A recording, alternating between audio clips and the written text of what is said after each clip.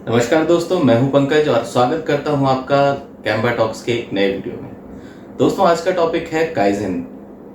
Kaizen एक Japanese concept है, यानी कि ये कह सकते हैं कि जापानीज फिलॉसफी है जो दो जापानी शब्दों से मिलकर बना हुआ है, जो है काई और जेन। दोस्तों, काई का मतलब होता है चेंज और जेन का मतलब होता है फॉर इम्प्रूवमेंट, यानी कि किसी काम को और अधिक इम्प्रूव करने के लिए उसमें जो छोटे छोटे चेंज किए जाते हैं उनको हम बोलते हैं काइजन। दोस्तों, इंडस्ट्री में काइजन बहुत ही ज़्यादा इम्पॉर्टेंट है, क्योंकि इसको करने से आपके सिस्टम में इम्प्रूवमेंट्स होते हैं और ज़्यादातर कंपनीज में आपका KRA यानी की रेटिंग एरिया काइजन होता है, यानी कि आप जितने ज़्यादा काइजन करते हैं आपका परफॉर्मेंस इवेल्युएशन उतना ही अच्छा होता है। इसलिए काइजन हमारे लिए बहुत इंपॉर्टेंट हो जाता है। ना सिर्फ इंडस्ट्रियल सेक्टर बल्कि डेली लाइफ में भी काइजन बहुत इंपॉर्टेंट है। दोस्तों, काइजन कॉन्सेप्ट का जन्म 1945 के आसपास जापान में हुआ। उस समय जापान और अमेरिका विश्व युद्ध में चल रहे थे और 1945 में, जैसा कि आपने सुना होगा, आपको पता होगा कि जापान विश्व युद्ध हार गया था। 1945 में अमेरिका से जापान विश्व युद्ध हारने के बाद दोनों के बीच में एक संधि हुई, यानी कि एक ट्रीटी हुई, जिसके अकॉर्डिंग जापान अब अपनी कोई भी सेना नहीं रख सकता था, यानी कि जो उसकी सेना, उसकी मशीनरी और जो सेना के इंस्ट्रूमेंट्स थे वो अब बेकार हो चुके थे, किसी काम के नहीं थे। तो टोयोटा और इसके जैसी और बहुत सारी कंपनीज उस समय जापान के लिए व्हीकल्स और मशीनरी का निर्माण करती थी। अब विश्व युद्ध के खत्म होने के बाद उनके पास ऐसा कोई काम बचा नहीं। दोस्तों, उन कंपनियों ने बहुत सारी इंडस्ट्रियलाइजेशन और मॉडर्नाइजेशन की नई नई टेक्निक्स को इवॉल्व किया, जिसमें से क्वालिटी सर्किल्स भी एक है। बहुत सारे ऐसे सर्किल्स बनाए गए जो किसी भी इंडस्ट्री की प्रोडक्टिविटी और क्वालिटी को इम्प्रूव करते थे। इसी फेज में एक नया कॉन्सेप्ट आया जिसे हम कहते हैं काइजन। जापानी विद्वान इसाक इमाई को काइजन का फादर यानी कि जनक माना जाता है। इसके साथ साथ एडवर्ड डेमिंग, जो कि एक अमेरिकी विद्वान थे, उन्होंने भी काइजन के क्षेत्र में बहुत अधिक काम किए हैं। दोस्तों, इन दोनों का ही मानना था कोई भी कंपनी जो एक निश्चित लेवल पे आके रुक जाती है, यानी कि अपने आप को इम्प्रूव करना बंद कर देती है, वो जल्दी ही खत्म हो जाती है। इसी के साथ साथ इनका ये भी मानना था कि कंपनी की सुधार में और प्रोग्रेस में हर व्यक्ति का सहयोग हो सकता है, चाहे वह किसी भी पद या किसी भी लेवल का व्यक्ति हो। तो ये जो दो कॉन्सेप्ट हैं ये काइजन का फाउंडेशन है, यानी कि सबका साथ सबका विकास, यानी कि कह सकते हैं सबके साथ से ही कंपनी का विकास होता है और हमेशा कुछ ना कुछ छोटा छोटा विकास हमें कंपनी में करते रहना चाहिए, जिससे कंपनी की ग्रोथ बनी रहती है और कंपनी कभी डेड नहीं होगी, विकास करती रहेगी। तो ये जो दो कॉन्सेप्ट हैं, सबका साथ सबका विकास और हर बार लगातार इम्प्रूवमेंट, लगातार चेंज करते रहना, प्रोग्रेस करते रहना, ये ही एक्चुअल में काइजन कहलाता है। दोस्तों, काइजन का कॉन्सेप्ट आने के बाद काइजन ने जापान में ना केवल इंडस्ट्रियल सेक्टर में बहुत अधिक विकास किया, बल्कि शिक्षा, सर्विस और साइंस और व्यक्तिगत जीवन में भी बहुत अच्छा काम किया है काइजन ने, जो कि वहाँ पर एविडेंट है और दिखाई देता है। दोस्तों, काइजन में आगे बढ़ने से पहले मैं आपको एक काइजन रिपोर्ट का फॉर्मेट दिखाना चाहूँगा, जिससे आप कोई भी इम्प्रूवमेंट जो आप इम्प्रूवमेंट करते हैं उसमें पहले क्या कंडीशन थी, बाद में इम्प्रूवमेंट करने के बाद क्या कंडीशन थी, वो फोटोग्राफ्स के माध्यम से आप दिखा सकते हैं। और उसमें और भी कुछ डिटेल्स होती हैं जो कंपनीज में काइजन करने के बाद आपको ज़रूरी होती है। तो चलिए मैं आपको दिखाता हूँ काइजन रिपोर्ट का फॉर्मेट। दोस्तों, काइजन रिपोर्ट के फॉर्मेट में आप देख सकते हैं कि सब्जेक्ट है, प्रोसेस और प्रोजेक्ट है, यानी कि वह प्रोसेस या प्रोजेक्ट आप कह सकते हैं कि आप किस लाइन पे या किस मशीन पे या किस डिपार्टमेंट में आप ये काइजन करना चाहते हैं। आपके काइजन का सब्जेक्ट क्या है, यहाँ पर आप बिफोर में जो पहले की कंडीशन है वो फोटोज लगा सकते हैं, आफ्टर में आपके काइजन यानी इम्प्रूवमेंट करने के बाद की फोटोज आप यहाँ पे लगा सकते हैं। और इस काइजन को करने से क्या बेनिफिट्स हुए वो आपको मॉनिटरी टर्म्स में, या पैसे आपने कितने बचाए उससे, या फिर आपने क्या सेविंग की है, वो आप बेनिफिट्स में दिखा सकते हैं। काइजन देने वाले का नाम, काइजन को वैलिडेट यानी कि वेरीफाई करने वाले का नाम, और अप्रूव करने वाले का नाम, और उसका कॉन्टैक्ट डिटेल्स यहाँ पर काइजन फॉर्मेट में आप देख सकते हैं। दोस्तों, एक सैम्पल फॉर्मेट है, ये कोई स्टैंडर्ड फॉर्मेट नहीं है। हर कंपनी में काइजन के फॉर्मेट अलग अलग होते हैं, बट बेसिक स्ट्रक्चर कुछ इसी टाइप का होता है। तो अभी इसी को आगे लेते हुए मैं आपको बहुत सारे कुछ एग्जाम्पल्स बताना चाहूँगा, जिससे आप काइजन को बहुत अच्छे तरीके से समझ पाएंगे। चलिए आगे चलते हैं हमारे पहले एग्जाम्पल की तरफ।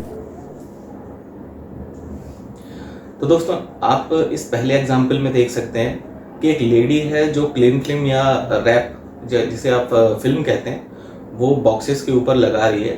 पहली फोटो में आप देख सकते हैं कि पहले उसके पास कोई भी बॉबिन या कोई भी स्पिंडल नहीं है जिस पर वो रील को लपेट सके, तो उसे बार बार फिल्म को निकालना पड़ता है और उसको बार बार नीचे झुक के फिल्म को उठाना पड़ता होगा, जिससे उसको बहुत ज़्यादा झुकना पड़ता होगा, उसको फटीग भी होता होगा, पेन भी होता होगा और टाइम भी लॉस होता होगा, और ये प्रोसेस कुछ सेफ भी नहीं है। दूसरी फोटो में आप देख सकते हैं उसने एक छोटा सा इंप्रूवमेंट किया है, एक छोटा सा पाइप का स्पिंडल बना दिया है, बॉबिन बना दिया है, जिसमें आप देख रहे हैं कि जैसे जैसे उसकी फिल्म खत्म होती है उसको वहाँ से निकालती रहती है और यूज़ करती रहती है। ये बहुत ही छोटा एग्जाम्पल है, बहुत ही अच्छा एग्जाम्पल है काइजन का।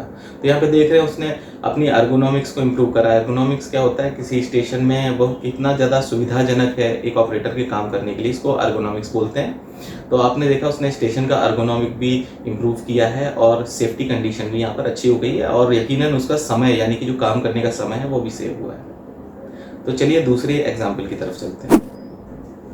दोस्तों यहाँ पे आप दो टेबल्स देख रहे हैं। एक टेबल है सॉलिड स्टील की यानी कि मेटल की भी आप बोल सकते हैं, और दूसरी टेबल है लीन पाइप जिसको हम बोलते हैं पाइप। ये कि एडजस्टेबल भी होते हैं और इनको आप इसमें आप मॉडिफिकेशन भी बहुत आसानी से कर सकते हैं, इसमें कोई वेल्डिंग वर्क नहीं करना पड़ता।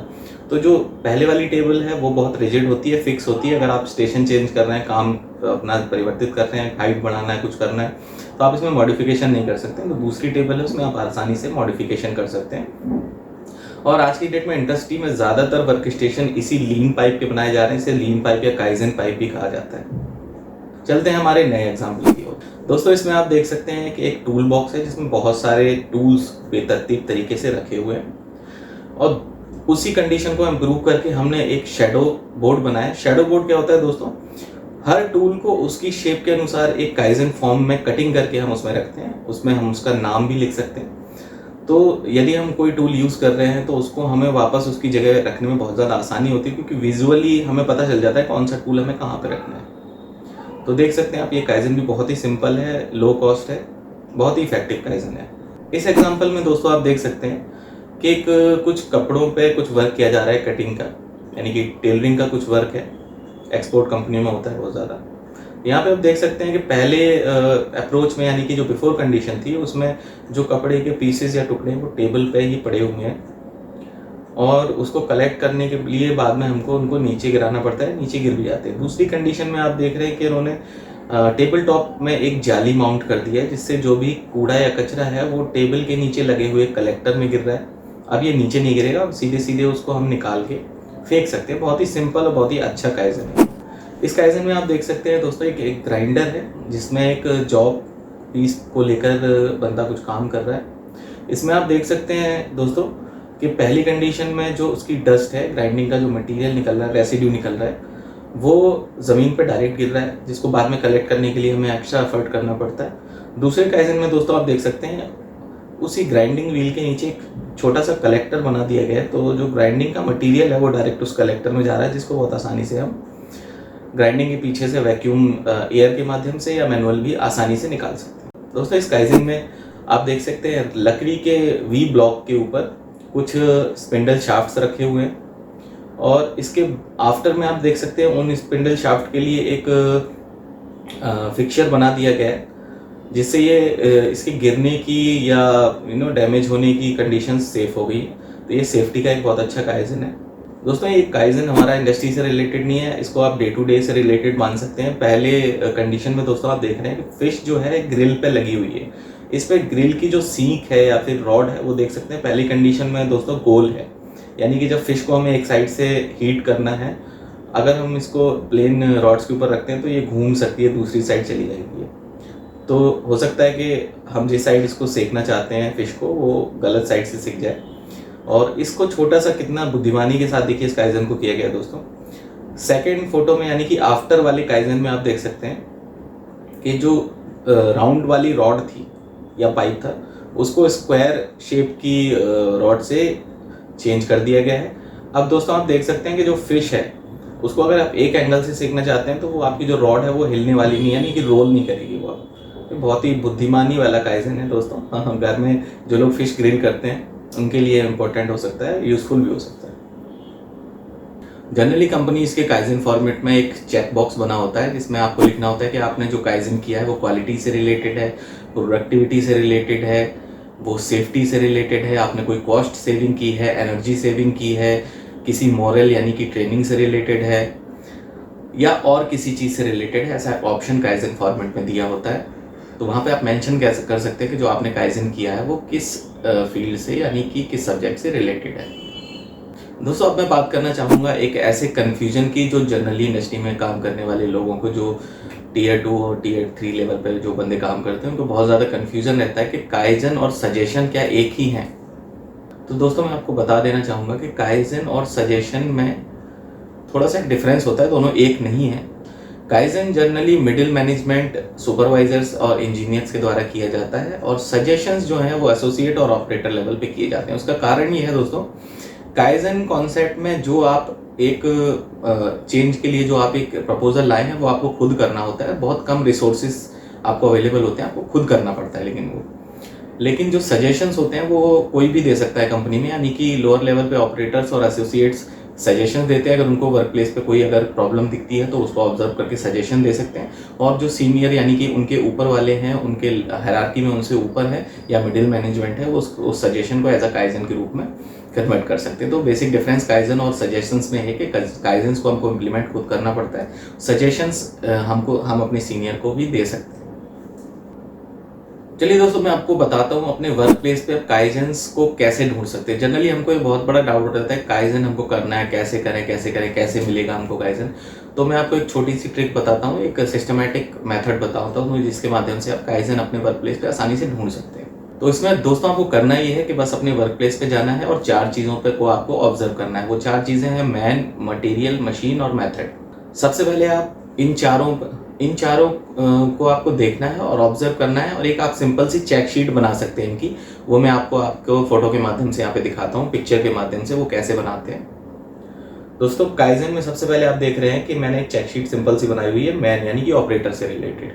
हमको वहां पर खड़े हो जाना है ऑपरेटर के पास और ये देखना है कि क्या वो अपना काम अच्छे से कर रहा है, क्या उसकी जो एफिशिएंसी है वो एक्सेप्टेबल है, वो सही स्पीड में काम कर रहा है, एज पर टारगेट काम कर रहा है, क्या वो प्रॉब्लम कॉन्शियस है, यानी कि कोई प्रॉब्लम आ रही तो उसको वो देख पा रहा है, समझ पा रहा है, अगर वो रिस्पॉन्सिबल दिखाई देता है कि नहीं दिखाई देता है, वो क्वालिफाइड यानी कि प्रॉपरली ट्रेंड है या नहीं, वो एक्सपीरियंस्ड है या नहीं, उसको अनुभव है या नहीं, अगर वो सही काम कर रहा है यानी कि वह अपनी स्किल के अकॉर्डिंग काम कर रहा है कि नहीं, ऐसा तो नहीं वो दूसरे काम में ट्रेंड हो और दूसरा कोई काम कर रहा हो, ये भी आपको देखना है।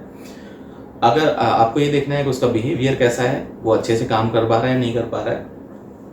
आप ये भी देख सकते हैं कि वो हेल्दी दिखाई दे रहा है या नहीं दिखाई दे रहा है, अपीयरेंस से आप बता सकते हैं कि वो हेल्दी है या नहीं है। आप ये भी देख सकते हैं कि वो चीज़ों को इम्प्रूव करने में इंटरेस्टेड है या नहीं। तो ये चीज़ें आप मैन में किसी भी लाइन पे जाके वर्कर्स को आप उनको ऑब्जर्व करके ये कुछ चीज़ें आप एक चेकलिस्ट बना के उनको ऑब्जर्व कर सकते हैं। इन्हीं से आपको मैन से रिलेटेड कोई काइजन यानी कि इम्प्रूवमेंट करना है तो यहाँ से आपको कॉन्सेप्ट यानी यहाँ से आपको हेल्प मिल जाएगी और कोई आइडिया मिल जाएगा। नेक्स्ट हम दोस्तों चलते हैं मशीन वाले सेक्शन में।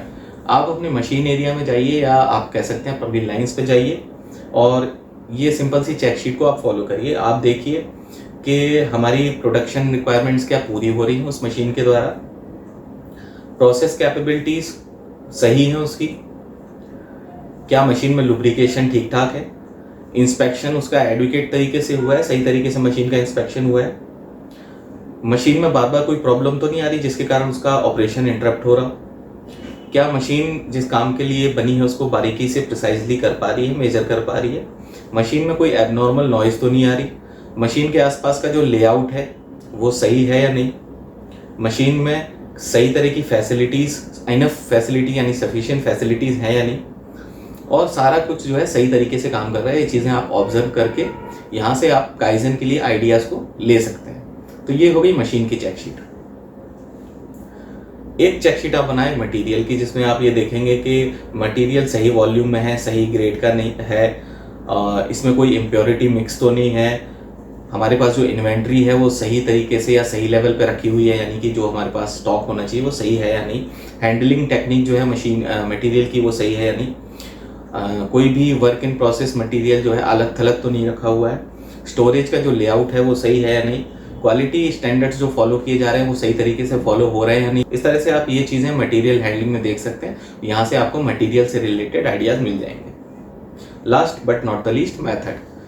तो दोस्तों आप वर्क स्टेशन या आप शॉप फ्लोर पर जा सकते हैं। वहाँ पे आप देख सकते हैं वर्क स्टैंडर्ड्स जो आपके लगे हुए डिस्प्ले हैं WIS, वो सही या अंडरस्टेबल है या नहीं। वर्क स्टेशन स्टैंडर्ड्स जो हैं वो अपडेट हो रखे हैं नहीं, सेफ मेथड को यूज़ किया जा रही है कि नहीं, क्या आपको वहाँ पर गुड प्रोडक्ट ज़्यादा बन रहा है या रिजेक्शन तो नहीं बन रहा है, गुड प्रोडक्ट बन रहा है कि नहीं, वहाँ पे आप देख सकते हैं मशीन से। इफ़िशिएंट सेटअप टेक्निक्स को यूज़ किया जा रहा है कि नहीं, सीक्वेंस ऑफ वर्कफ्लो आप देख सकते हैं, टेम्परेचर और ह्यूमिडिटी वहाँ की ठीक ठाक है या नहीं, लाइटनिंग कंडीशन कैसी है वहाँ की, और वेंटिलेशन वगैरह वहाँ का ठीक ठाक है कि नहीं,